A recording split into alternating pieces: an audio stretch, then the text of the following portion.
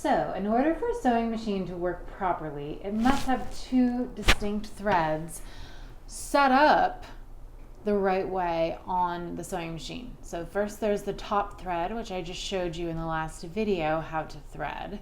And this is the thread that will show up on the top of the fabric when you are sewing. The second thread is going to be coming from the bobbin down below where the needle is moving up and down. Since these bobbins are small, they don't come filled with thread like spools of thread come.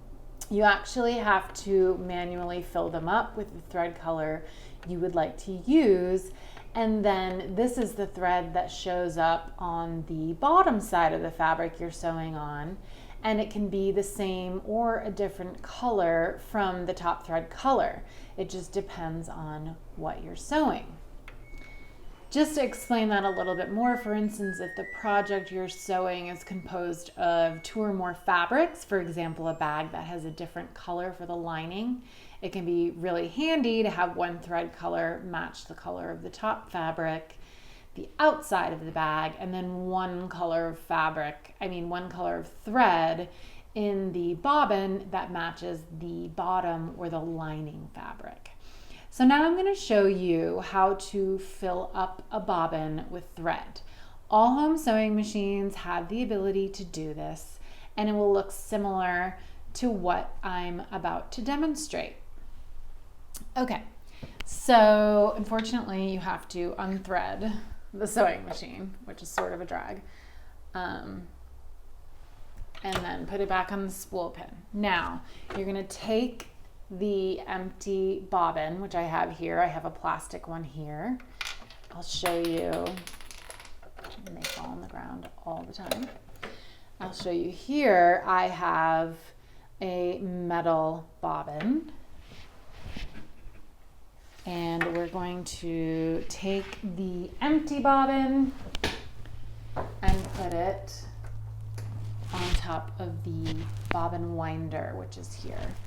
Now you're going to take the spool of thread, move it around this tension disc that I explained where that was in the parts of the sewing machine video. You're going to go around it, and you're going to go so that it's a figure 8. You go from the spool to the front of the tension disc, around the back of the tension disc, and then once you come to this empty bobbin, you're going to go clockwise around, okay? And I'm going to show you with this hand so you can see the direction. And what I do is just do 6 or 7 turns around nice and tight. If you have some extra thread, you can always snip it.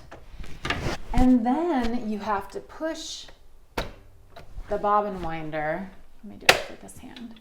Push the bobbin winder over to the right like this, and that's going to tell the sewing machine that you're about to spin a bobbin. Now you're ready to spin, so you can use the pedal on the sewing machine, or if you've unplugged your pedal, you can always use the button here that will control. Now, when I do it, I hold the thread before it winds onto the empty bobbin just to get started. So I'm going to hit that button. Now look, I want to show you something. This is super common. If it's not tight enough on that bobbin, just help it along. And once you help kind of get that thread going, then it immediately starts going. Now I'm going to pay attention because I don't want it to get overly full, but it will, it'll tell this plastic piece here will hit the thread once it's so full, and then it will kind of stop the bobbin from winding. It's about to happen, I think. And see how it's slowing down, and I think that's good. So I've just hit the this button here to stop it, And now I will push the bobbin back to the left, cut or break the thread, and you've got your full bobbin right here. And